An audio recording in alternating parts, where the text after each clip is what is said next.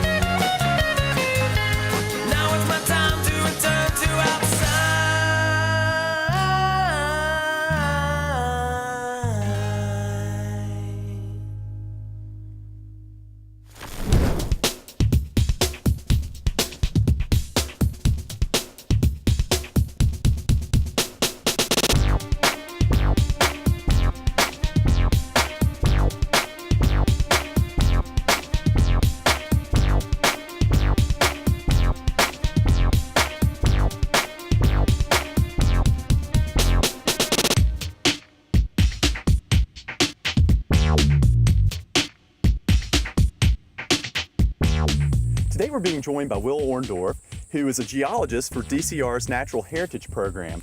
And Will's quite an expert on karst topography in the area, and he's going to tell us a lot about it today. How are you doing, Will? Good, Greg. How's it going? Great. We're out here today in Craig County, about an hour west of Roanoke, and we're on the farm of Frank Sizer. And Frank's one of several private property owners out here, farmers who have the challenges of a special type of topography that we've got here in Virginia, which is karst topography. Now, a lot of you folks have probably heard about caves and exploring caves in the area, and caves are just part of a bigger landscape which is called karst. If you look out here behind me, Greg, you can see some landscape features. Do you notice the depressions up here on the hillside? Yeah, there's several. Yeah, there's one here, there's another one back here behind me, and these large forms look kind of like craters or something, as if, you know, there'd been meteor impacts or something, but that's not how these features form. What we're looking at here are sinkholes. You know, a lot of people usually think of sinkholes as something that's formed recently, where there's a collapse in the street, or you hear about them on I-81 or something. But there's pre-existing natural sinkholes that are formed in the geologic past. And in the Roanoke area, you know, to west, south, north of Roanoke, anywhere west of the Blue Ridge, the valleys have a lot of bedrock called limestone. And that's the rock you see exposed here in the field. If you look at the bedrock that you see here, Greg, this is limestone. And limestone was laid down on the bed of an ancient seafloor millions of years in the past. This particular limestone that's exposed here in Craig County, about 460 million years old. So it's a long time ago when this was deposited. And at that time, this part of the world was actually south of the equator and at sea level. So it's come a long way during the mountain building. What's interesting about it from this karst perspective, though, is if you look here, you can see where the rock has been eroded away, or more properly dissolved away by acidic water. This is the exact same thing you see underground in a cave. This feature we see right here could be thought of as a roofless cave passage that's been exhumed by erosion. And what happens here is, instead of the water running off, it simply finds these cracks and it goes down. Now, as we'll see later, and I know you've been in caves before, when you're in a cave and you see water dripping in from the ceiling, that water is coming from these places on the surface. What happens is the water dissolves limestone up here, and then when it reappears in the cave, it deposits the limestone back. So it's taking material and moving it from rock into cave formation. In limestone areas, we tend to have large springs.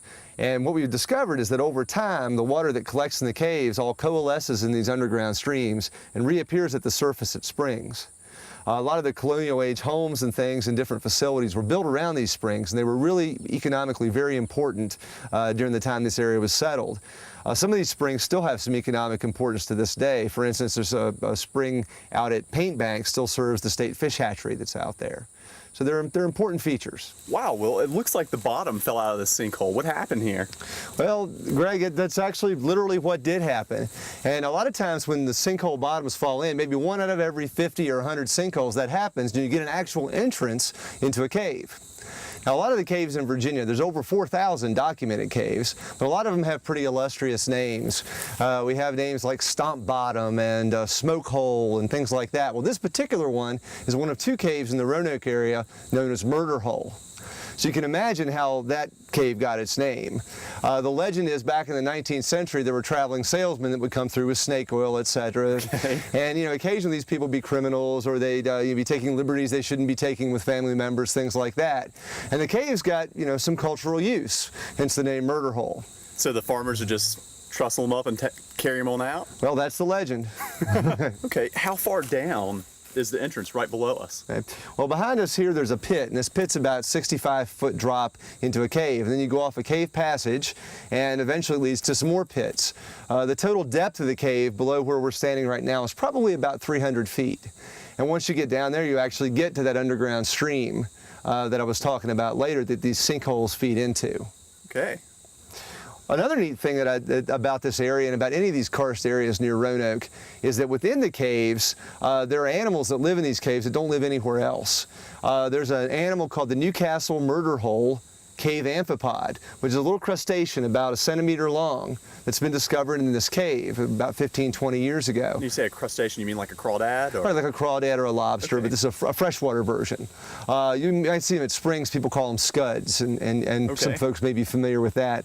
But in the caves, they're blind, they have no pigment at all, you can see right through them, and they live strictly in the cave environment, nowhere else. And what's interesting, it seems like each little set of caves or each karst area has its own set of animals that adapted for life in that area and don't exist anywhere else. And I guess, this area, you talk about the crustaceans, but there's got to be other things there. Everybody thinks about bats and other small mammals. What else would live in this sort of cave system? Well, bats are a really good point. In fact, we'll go to a cave here in a little while, or go by one, where there's actually a place where the Indiana bat, which is a very uncommon bat, a federally protected bat, lives.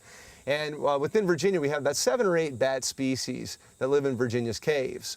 Most of them are pretty common species, and people don't think too much of them. Now, the value of bats, of course, is at night these bats come out of the cave and they eat insects. Yeah, someone told me they eat like 10,000 a piece per night. Oh yeah, right? It's a huge number, and they're the only natural predator for night-flying insects. So when people see bats and they're scared and they have the legend of bats getting in your hair or bats causing problems, it's not a problem. The only thing bats in Virginia eat are insects. There's nothing else that they eat. Bats in Virginia are insectivorous animals. There's a bat right now, look. See if you can get that. Oh yeah, there he is flying. Huh. Very cool. Isn't that unusual for him to be out in the daytime, Will? Not really. Really? It's he's right near the entrance, okay. And it's getting near hibernation time. So these bats do something called fall swarming. And if you look at it, he's feeding. He's going around grabbing bugs. Yeah, he's grabbing all the little bugs that are there. And not with that behavior. That's pretty good bat behavior right there. Yeah. So are they just trying to pack on some extra fat for the winter like mammals and other mammals would do? Right, exactly. Huh. When bats enter torpor in the winter, their fat reserves have to last for about 4 months.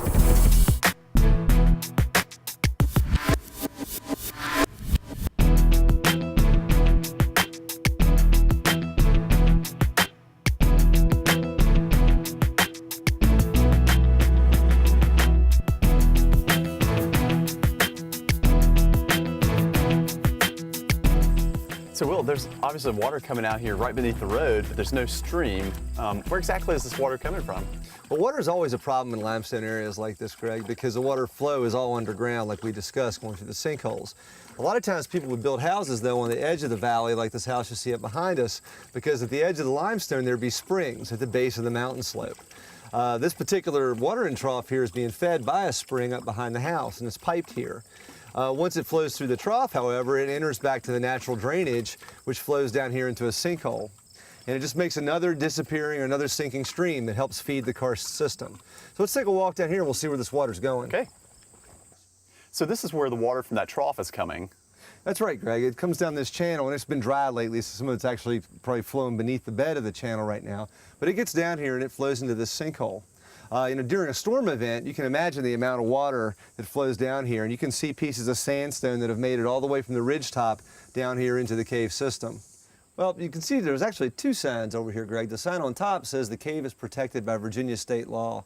And in 1979, there was actually a Virginia Cave Protection Act that was passed by the General Assembly. And what that Cave Protection Act does, it makes it illegal to deface caves, it's illegal to break formations or remove formations, and it's illegal to do any kind of scientific work or collecting in a cave unless you have the appropriate permits. The idea is that the caves in Virginia house all kinds of special resources that have been protected from effects outside of caves, archaeological resources, biological resources, and just the sheer beauty that people associate with commercial caves.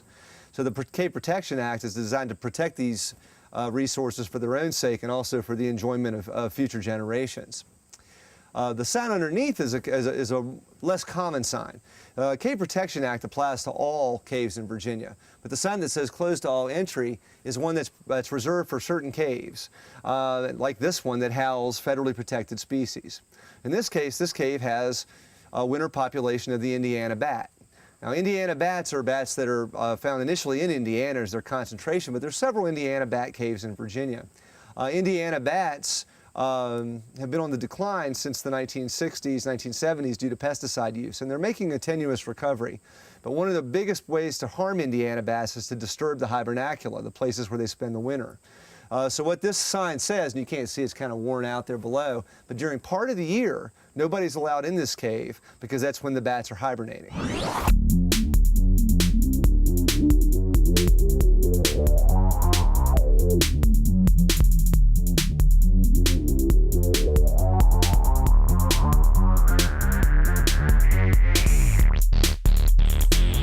Well, this sinkhole's totally full of junk. I mean, where did all this come from? We're sort of in the middle of nowhere. Well, this is unfortunately one of the land use practices in karst that's been very common over history. You know, a lot of times these karst areas are far away from the cities, and they're fairly rugged terrain, as we've seen. So over the years, people had to find a place to get rid of their unwanted belongings, their trash, dead cows, things like that. And unfortunately, sinkholes were a very convenient place to put that material. And if you're a farmer out and you had a big field with a couple of sinkholes in it, you were really killing two birds with one stone by dumping your trash in there. You could dump your trash, you could also eventually fill in the sinkhole, cover it with soil, and turn it back into productive land.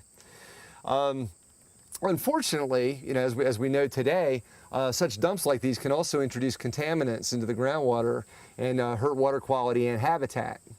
About 5 years ago, the state of Virginia actually started a program where landowners can get money through the state to help clean up sinkhole dumps. Great. And they'll come out and look at your site and they'll say, well, okay, it's approved, and then you incur the expenses and then work with the folks at the Soil and Water District to get reimbursed. And you get reimbursed up to about 80% of what you put into it.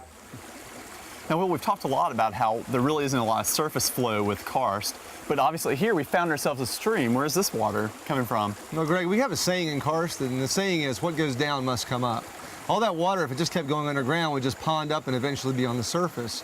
What happens instead is it finds its way out through the caves and through fractures in the rock to springs.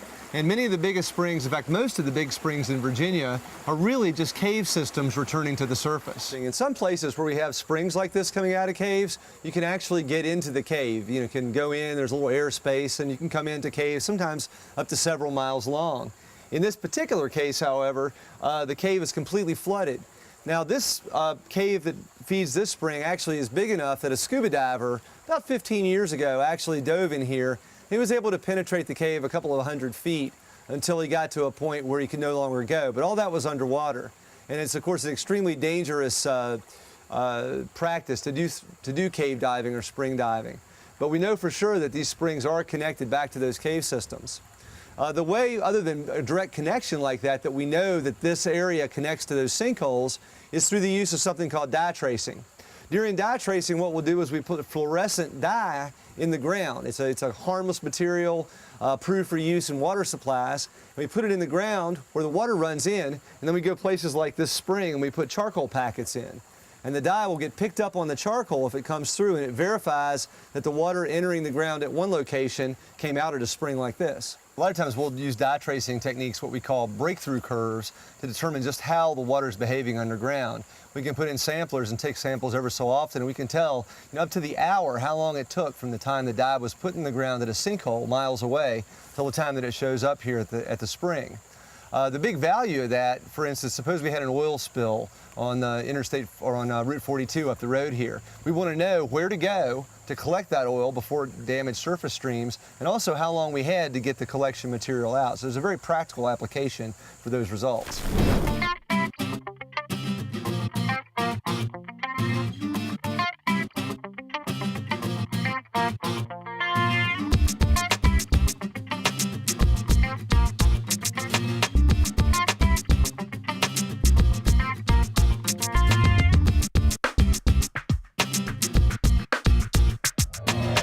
We're here with Marion McConnell, who is the president of the Blue Ridge Grotto, and they're going to be taking us into a cave today. Can you tell us a little bit about what we're really in for? Well, I want to dispel one myth really quick. We are going caving. A lot of people like to say the word spelunking. We are not spelunkers, we're cavers, and we're going to take you underground. We have a saying, cavers rescue spelunkers. Okay. Cavers wear the proper equipment, and we're going to focus on safety and conservation.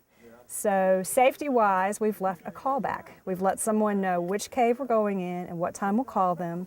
And it's important to know which cave because there are over 4,400 known wild caves just in the state of Virginia. So we've left a callback, and we have permission from the owner, and that's another very important part. A lot of people around here may have caves on their property. We always get permission. Yeah, I noticed there's actually a gate over the entrance. Who actually maintains the gate keys? In this case, the owner, not a caver, just a property owner, has the keys. We call up, get permission, and he lets us borrow the key. Unfortunately, caves usually have to be gated to protect them from vandalism and keep people safe. We don't want people going in there who aren't prepared, who don't know what they're doing. And the gates have to be critter friendly. They have to be built so the bats can fly in and out, and the little pack rats and the creatures can get in and out of the cave. The very first thing I have to say about safety is your brain. You have to go with some people who can show you what to do and who know the ropes, so to speak. But as far as actual gear, you always want to wear what we call a brain bucket or helmet. It's actually made for caving. You want to have a helmet-mounted light. Some of the older cavers still use carbide like miners, but most of us these days use the LED that are run on batteries. Most of us cavers, we like to wear coveralls that can stand up to crawling around and climbing and stuff. And knee pads, not necessary, but very highly recommended because you do a lot of crawling. You want to wear good lug sole, high top boots on your feet. Take a pack. We have food and water. The reason we're so protective of newcomers, though, is to make sure you don't get hurt to start with in the cave. So if you're careful and watch where you're walking, the number one cause of accidents in a cave is a fall. And the most common injury is to break your leg, because a cave is it's not handrails and steps and sidewalks and well lit like a commercial cave. It's an obstacle course.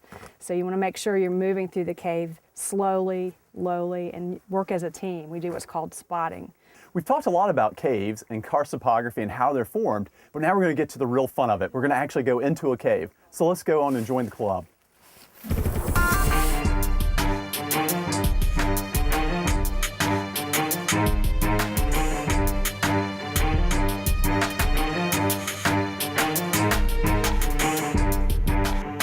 All right, we're in the entrance cave. Marion, why don't you, while everyone's getting ready to go, why don't you tell us a little bit about the formations in here? Okay, well, most formations in Virginia are, of course, we're in limestone, which you talked about, the karst region, and they're created out of calcite.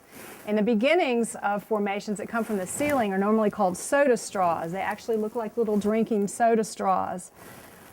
And when they build up more calcite, they get bigger and become stalactites. Stalac with C for ceiling because they hang down from the ceiling. We may see some later that are stalagmites that come up from the ground. One of the reasons, unfortunately, we have to gate caves is they're very fragile. Caves are a non-renewable resource, and they can be broken, and people will come in and break them off and take them for souvenirs. And that's actually against the Virginia Cave Protection Law. So we want to make sure when we're moving around, we stay nice and low, we don't break any off accidentally with our head, and that we respect the cave environment, because once they're broken, they'll never grow back the same again. Is it true that the oils in our hands will actually stop them from growing as well? Yeah, so if you can move through the cave without touching any formations, that's the way you want to move. Now, if it's life or death, and if you're going to die if you don't grab that stalagmite, then if you have to, you have to. But we try not to touch any of the formations. We certainly don't bang on them to make them sound like pipe organs or anything like that. We try to move very, like the NSS motto says, you take nothing but pictures, leave nothing but footprints, and kill nothing but time.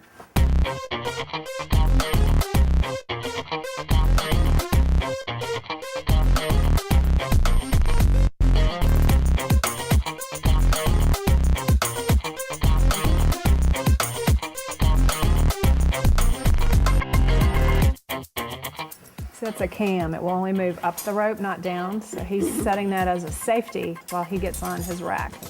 His racks is what he's going to use to rappel. He's going to weave the rope in and out the bars of the rack, and the friction of the rope going through those bars is what makes him be able to adjust his speed, how fast or slow he goes. The same cams he'll use to climb up the rope. So they slide up and not down. So now he's on his rack, so he can take his safety off. And notice too, he has his climbing gear on as he's descending. And that's sometimes if you go in a pit, maybe you don't know how deep it is, or maybe you get down halfway and you find out the cave's got 10 feet of water in it. You need to change over, and that way he can just lock off and change over and be able to climb back out while he's on the rope. So Marion, tell us a little bit about the size of this cave. Well, and cavers do map caves, which is called cartography. So this particular cave has been mapped to be about 150 feet deep, which isn't really super deep, and probably about 4 miles of passage. So that's another reason you'd want to go with some experienced cavers who know the cave, or else know how to go through the cave without being able to get lost. What are the techniques you're using to keep from getting lost? Well, there are a couple different things we can do. We can take little pieces of flagging tape and mark them, either tie a knot or mark them with a marker, number 1, 2, as you go further back. And that way, or you can also set up little rock cairns pointing the way out. And those are great because on your way back out of the cave, you can put the rocks back or pick up the tape, and you're not leaving anything in the cave. Because caves can be very mazy, lots of different passages going off different ways. Well, this is pretty awesome in here. I can imagine on a summer day this would be amazing, but it's so cool. But why did you guys really get into caving? Well, I do it for the camaraderie. My husband actually got my daughter and I interested first in rock climbing, and then took us to our first wild cave. And I think it's like going to another planet. But what I love about it is the people that I've met, teamwork. We help each other. We're stepping on each other and shoving each other up a crack, trying to get through things, and just taking care of each other and laughing a lot. So, how about you guys? I got in it because I had a Girl Scout troop at the time, and Marion was with the Parks and Rec, and we had taken our troop several times with them, and then I just got hooked. But I actually like it for the challenge. Can I make it, through that tight hole, or can I climb up that ledge without whining?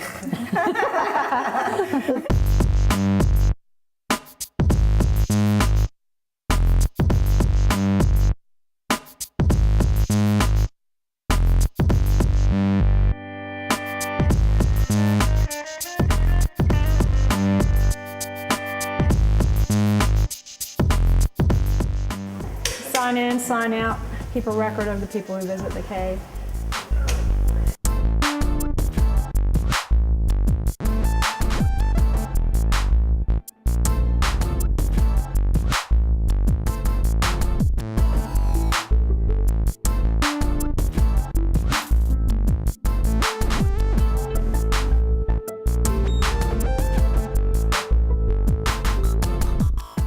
So Marion, tell us about the features in this room.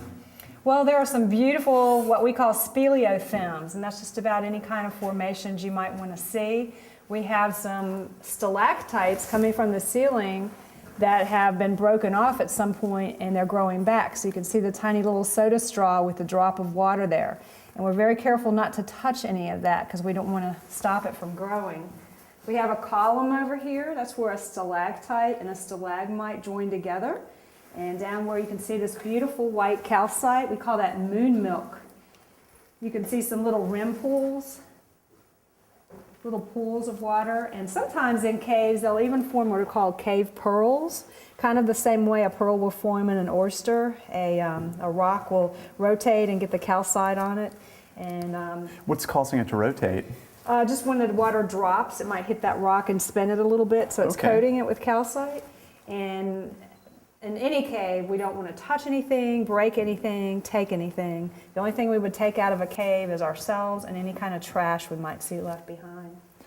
Now, a few of your guys have mentioned that this cave's exceptionally dry. What do you think is causing that? Well, Virginia has been in a drought situation for about the past 3 years.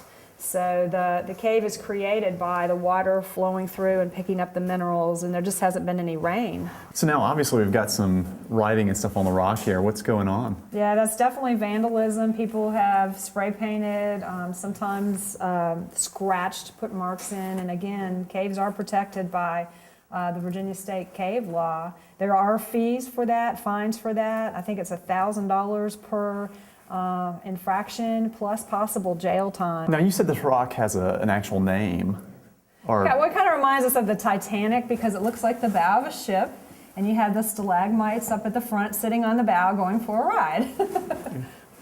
So Leonardo DiCaprio is up there hanging off the front right now. Right, doing the flying thing. And you guys use rock formations and shapes like this so you don't get lost in the cave. Right, they can be great landmarks, and we'll say, oh, I remember the Titanic, and it was pointing this way. I remember the entrance is back that way, so kind of use it as a landmark. Right, this is a really neat formation because you have the soda straws that are very active. I just saw it drop, so they're growing. In general, you can say that calcite probably on average will grow about the end of my pinky in 100 years. So it takes a long time for these to grow. And this is falling on a stalagmite, and you can watch it and it'll kind of just drop right there in that little pit. Here's some popcorn. This is called cave popcorn. See little bumpy things? It almost looks like coral underground. And then another formation that you will sometimes see are called halectites, and that's where the soda straws and the stalactites grow kind of twisted. That one a little bit, yeah. Right up in here, they start going not straight down. They defy gravity, and no one's quite sure what causes them, but they're called halectites.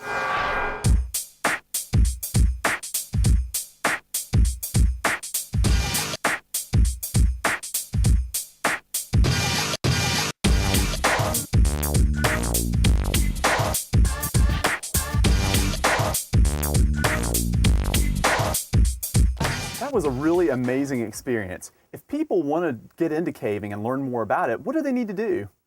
Well, we have a local caving club called the Blue Ridge Grotto. It's part of the National Speleological Society, and you can access it or find out about it by looking at www.blueridgegrotto.com. Great. And are there any organized trips that people could get involved with? Yeah, we have through Roanoke City Parks and Recreation, we have beginner and intermediate trips. They can just check out the quarterly that comes out from Roanoke City Parks and Rec or call their phone number. So we have the gear and transportation. It's a very organized trip. For an even tamer caving experience, there's also commercial opportunities nearby at Dixie Caverns, which is located near Salem, Virginia.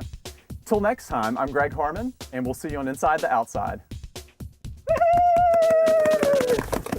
Is that good? All right, that's good.